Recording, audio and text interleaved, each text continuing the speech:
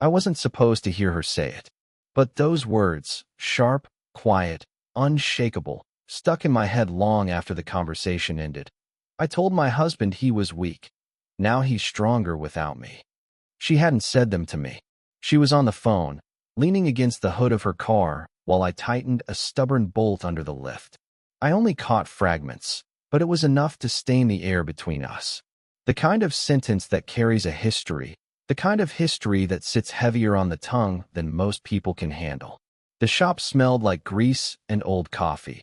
A Monday morning where time moved slow.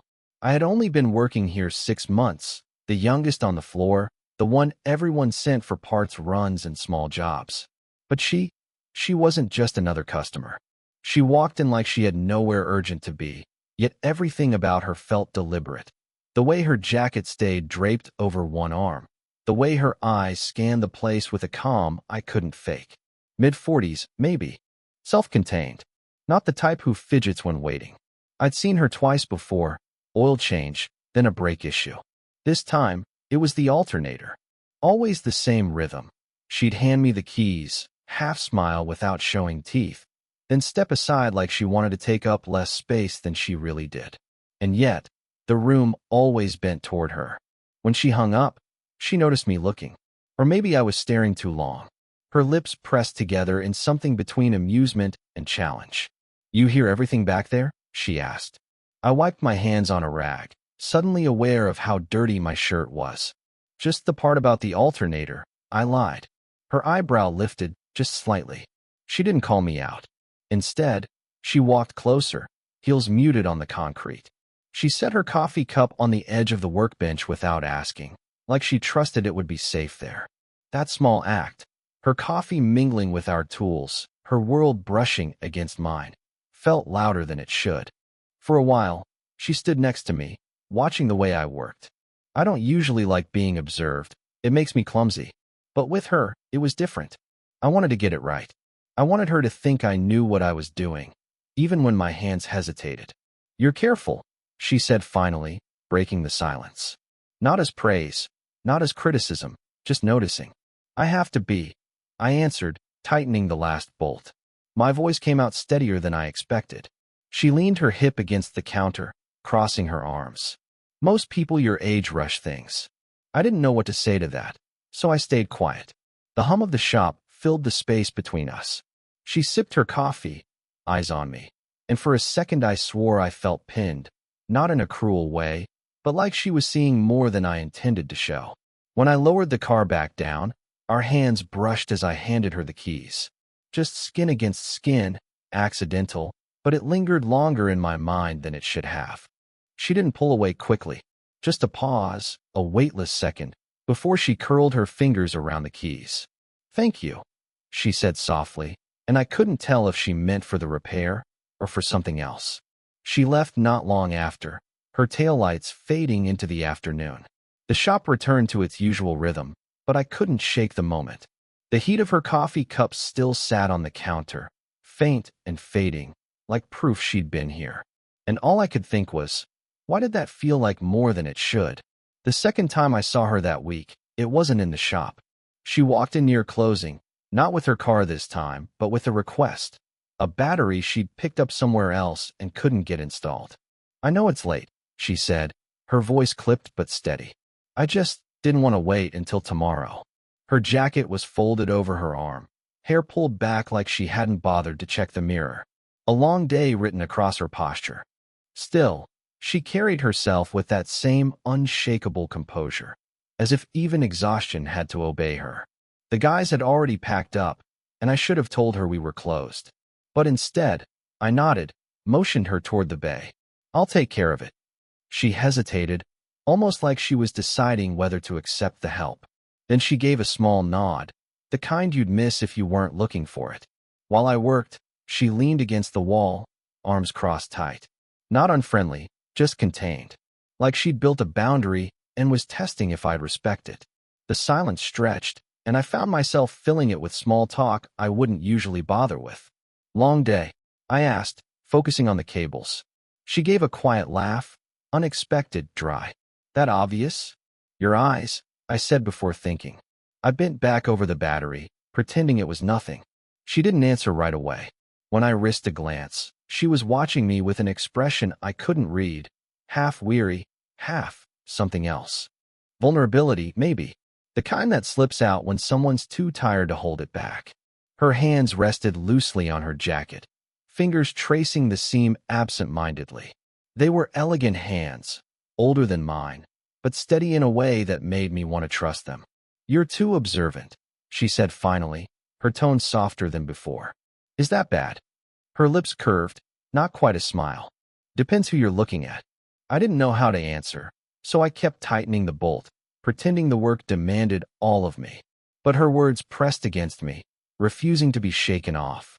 The job was simple, but I stretched it out longer than I needed. I didn't want the moment to end, even if it was only the hum of the shop lights and the faint sound of her breathing behind me. When I was done, I straightened, wiped my hands, and passed her the keys.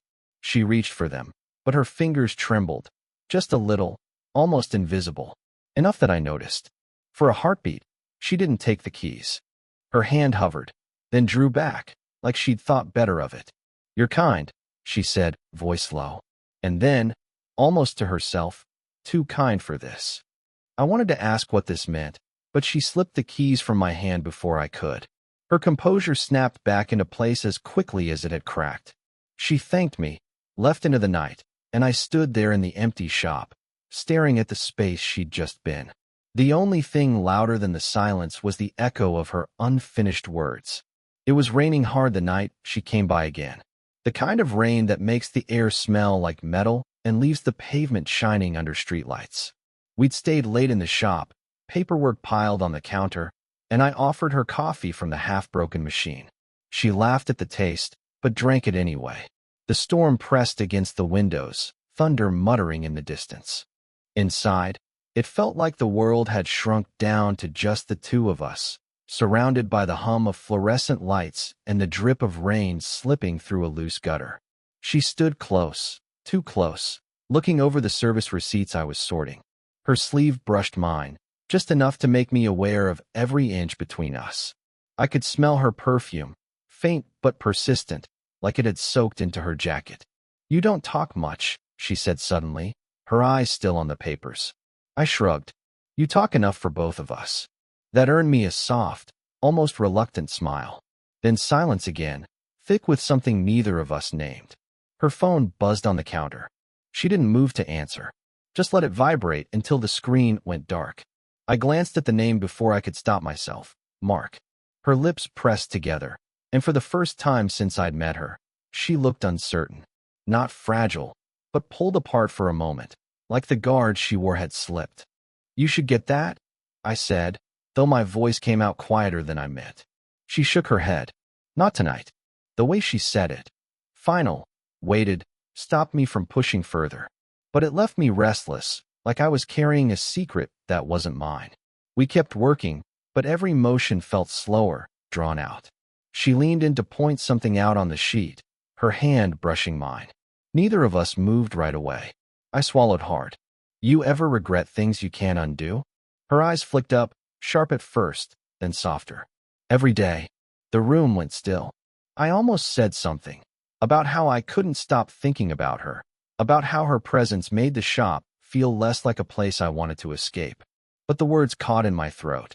Her phone buzzed again, louder this time. She reached for it, but not to answer. She flipped it face down, almost angrily, then drew in a breath. "We shouldn't," she started, then stopped.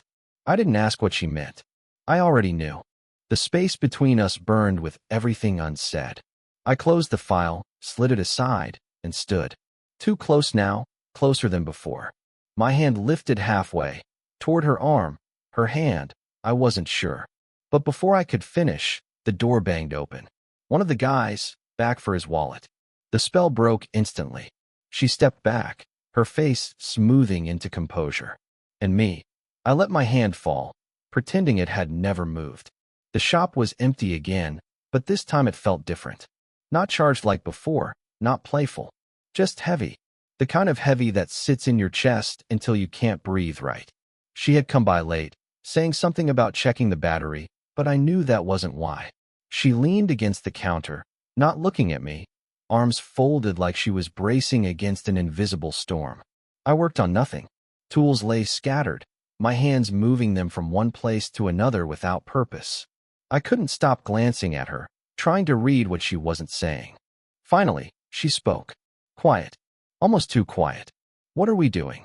The words cut through everything. The hum of the lights, the faint tick of cooling metal. I froze, wrench in my hand, the question hanging there like it had been waiting weeks to be asked. I swallowed. You mean this? Her eyes lifted to mine then, and for once, she didn't look guarded. She looked exposed. Yes, this. You and me, whatever this is. I set the wrench down too hard, the clatter filling the silence we were both afraid of. I wanted to answer, but every word I thought of sounded wrong. Too big. Too small.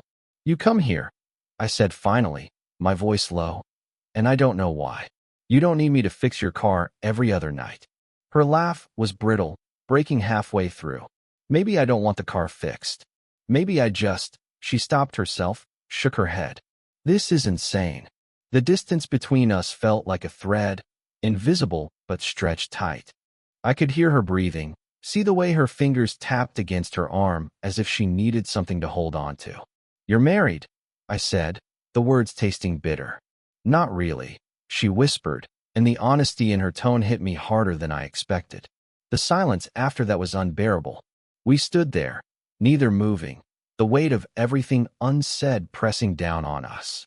Her eyes searched mine, looking for something, permission, forgiveness, maybe a reason to walk away. I wanted to step closer. I wanted to tell her I thought about her more than I should, that her voice lingered in my head long after she was gone. But instead, I forced myself still. She finally exhaled, a sound that was almost a sob, but not quite. You're too young for this, she said, shaking her head. Too young for me. And you're too strong to keep pretending you're fine.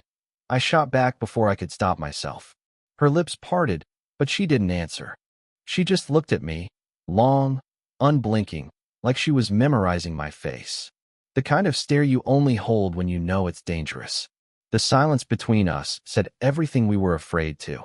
And then she broke it, voice trembling but clear. I told my husband he was weak. Maybe I was wrong. I hadn't planned on seeing her outside the shop. But there she was, sitting alone at the corner table of a diner just off the highway, hands wrapped around a mug she wasn't drinking from. I almost walked past. I should have. But something in her posture, shoulders rounded, eyes distant, pulled me in before I could think twice. Mind if I sit? I asked. She blinked, surprised, then nodded. It's a free country. I slid into the booth across from her. The diner was half empty, rain streaking the windows again, the kind of night that makes everything feel lonelier than it should.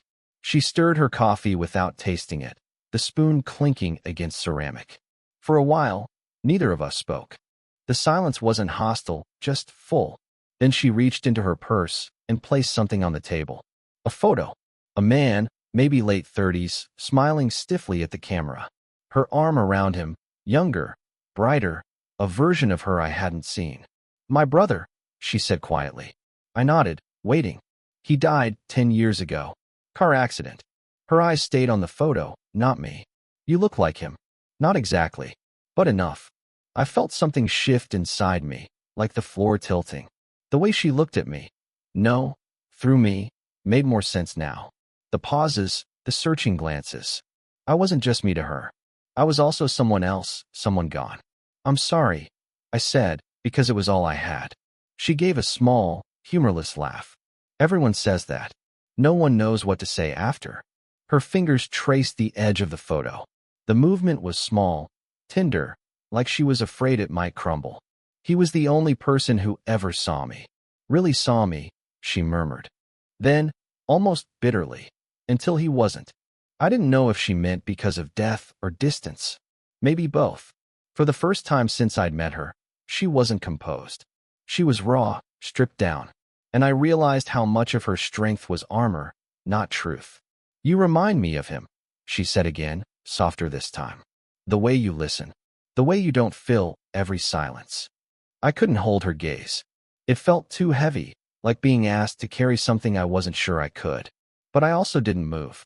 I sat there, hands clenched on the table, wishing I could take the weight from her even if I broke under it.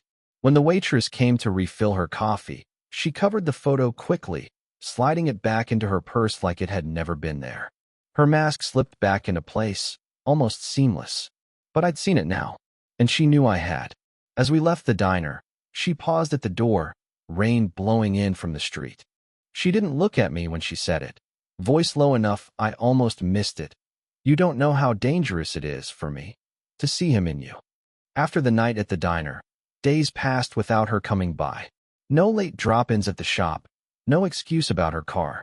The silence stretched so long I started to think I'd imagined all of it.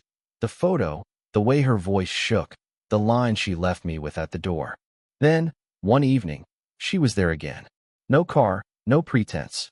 Just her, standing at the edge of the bay while the others packed up. She waited until they'd left before stepping closer, her heels echoing against the concrete. I shouldn't be here, she said, her arms folded tight. I set down the wrench in my hand. And yet you are. Her laugh was soft, almost ashamed. You sound like him. The words hung between us. I didn't push. I just leaned back against the counter, wiping the grease from my hands, letting her find her way to whatever truth she carried. Finally, she exhaled. I've been unfair to you. Seeing him in you. It's dangerous. Not because you're him. Because you're not. I nodded, though I wasn't sure she wanted an answer. I don't know what this is, she admitted. Her voice cracked, just barely. But pretending it isn't here feels worse than admitting it.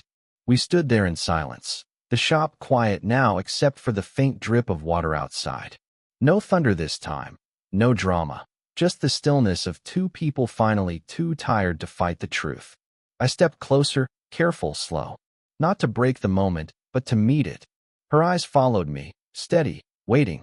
I don't want to replace him, I said quietly, or fix what's broken. I just want to be here, with you, however you'll let me. Something shifted in her face then.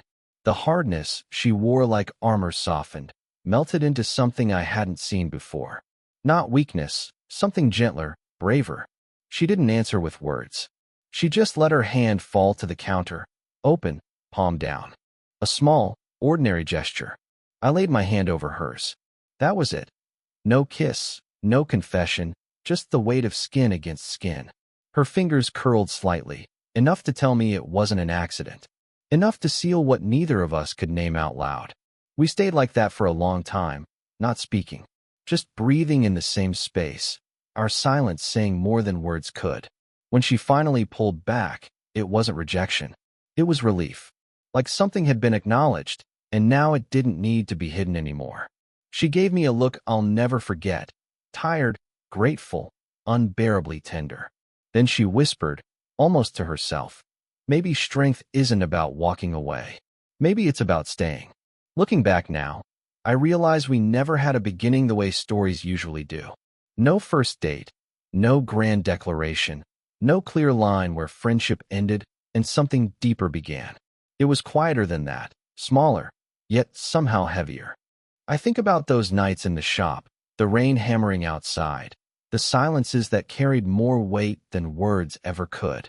I think about her hand under mine, the way she let it rest there without pulling away. That's the moment that changed me, not because it was loud, but because it was the kind of truth you don't need to speak out loud to understand. She taught me something I wasn't looking for, that strength doesn't always come from moving fast or proving yourself. Sometimes it's in slowing down, listening, noticing the things no one else does, the tremor in her voice, the photo she slid across the diner table, the way her shoulders carried more history than she let on. And she changed, too.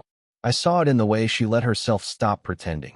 She didn't need to be polished or unshakable with me. She could be tired, she could be messy, she could admit that loss still haunted her. And maybe that was the most human thing we ever shared, being allowed to be unfinished together. It wasn't about age or timing or even about filling the space her brother left behind. It was about learning that love isn't always a lightning strike. Sometimes it's a quiet collapse into something inevitable. I used to think connection was about words, confessions, promises, the dramatic things you say at the right time. But now I know it's about everything in between. The silence, the hesitation, the small details that seem forgettable until you realize they're the only things you remember. Do I regret it? No. Not even the confusion, the tension, the nights I couldn't sleep because I didn't know what we were. Because all of that was real. And real, messy, flawed, unplanned, is better than perfect. She once told me she thought strength meant walking away. But the last time I saw her, she said staying took more courage. I carry that with me. Every day. And maybe that's what this whole story is about. Not romance in the way people expect, not neat or easy, but about two people who found something honest in the middle of all their mistakes. If you're listening, maybe you've felt that before. The spark you can't explain, the silence that speaks louder than anything. And if this story made you feel something, let me know in the comments. Would you want more stories like this?